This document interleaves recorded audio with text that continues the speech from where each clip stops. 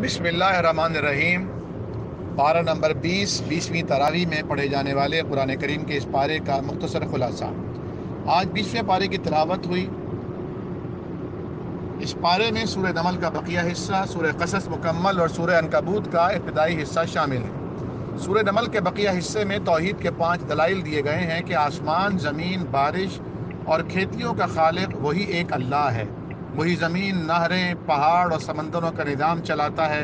मजबूर, बेबस और बीमार की पुकार उसके अलावा कोई नहीं सुनता। बहरी और बर्री तारीकियों में रास्ता वही दिखाता है। उसी ने हवाओं का निज़ाम चला रखा है। पहली बार भी उसी ने पैदा किया, दोबारा भी वही पैदा करेगा, और राज़िक़ भी वही अकेला है। क़यामत की मंजरकशी की गई है कि सूर फूका जाएगा, जिसके बाद पहाड़ बादलों की तरह हवाओं में उड़ने लगेंगे। रोज़े क़यामत सबको जमा कर दिया जाएगा। नेक लोगों को उनकी अच्छाइयों का इनाम और बुरे लोगों को उनके किए की सज़ा मिलेगी। सूरह कसस में हज़रत मूसा अलैहिस्सलाम और फ़िरौन का तफसीली क़िस्सा बयान किया गया है, और हज़रत मूसा अलैहिस्सलाम और क़ारून का क़िस्सा भी बयान हुआ है कि फ़िरौन ने मिस्र में सरकशी इख्तियार करके लोगों को गिरोह में तकसीम कर रखा था और बनी इसराइल को सबसे ज़्यादा कमज़ोर बनाया हुआ था। उनके बेटों को कत्ल करता और बेटियों को अपनी ग़ुलामी के लिए ज़िंदा रखता। अल्लाह ताला की मंशा ये थी कि हम कमज़ोरों को ज़मीन का इख्तिदार अता करके फ़िरौन, हामान और उनके लश्करों को सबक सिखाएँ। मूसा अलैहिस्सलाम की पैदाइश का जिक्र फरमाया कि जब अल्लाह ताला ने उनकी माँ को इल्हाम किया कि जब तुम्हें उसके कत्ल का ख़तरा हो तो उसे दरियाए नील में डाल देना, हम उसे तुम्हारे पास वापस लौटाएंगे भी और अपना रसूल भी बनाएंगे।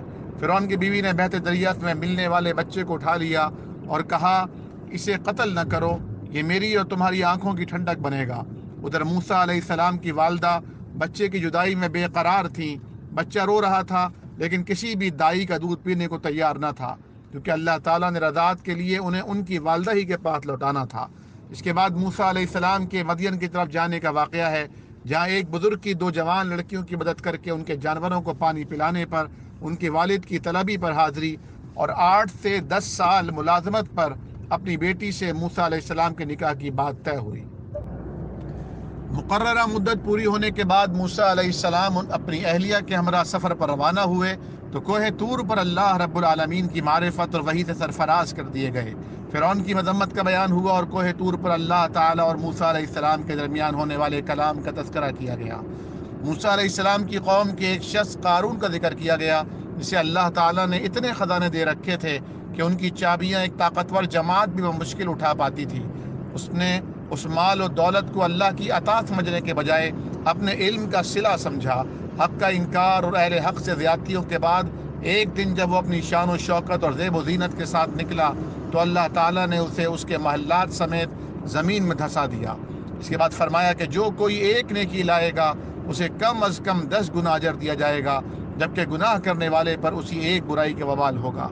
नबी करीम सल्लल्लाहु अलैहि वसल्लम को तसल्ली दी गई कि अल्लाह ताला ने आपको तबलीग कुरान की जो जिम्मेदारी सौंपी है वो ज़रूर आपको उस मकाम पर पहुँचा कर रहेगी जिसका आपसे वादा किया गया है। इसके बाद सूरह अनकबूत शुरू होती है। अनकबूत मकड़ी को कहते हैं। फरमाया गया कि क्या लोगों ने ये समझ रखा है कि उन्हें सिर्फ इतना कहने पर छोड़ दिया जाएगा कि हम ईमान लाए और उन्हें आजमाया न जाएगा। तौहीद की तलकीन की गई कि जो लोग अल्लाह के सिवा बुतों की इबादत करते हैं वो उन्हें रिज़्क़ देने का कोई इख्तियार नहीं रखते। सैयदना इब्राहीम अलैहिस्सलाम की दावत तौहीद और उसके दलाइल का उनकी कौम के पास महज यही जवाब था कि इब्राहीम को कत्ल कर दो या जला दो। आखिरकार अल्लाह ताला ने उन्हें बचा लिया। फरमाया कि मुशरिकीन के बुतों की मिसाल तो मकड़ी के जाले की तरह है, और बिलाशुबा तमाम घरों में सबसे कमज़ोर घर मकड़ी का घर यानी उसका जाला होता है। फरमाया ये मिसालें हम लोगों को समझाने के लिए बयान करते हैं, मगर उन्हें समझते सिर्फ अहले इल्म ही हैं। हम इस वक्त बदीन से कराची के रास्ते पर हैं और इसी दौरान रास्ते में ये ऑडियो रिकॉर्ड किया गया है ताकि आप तक जल्द अज जल्द पहुँचाया जा सके। दुआओं की दरख्वास्त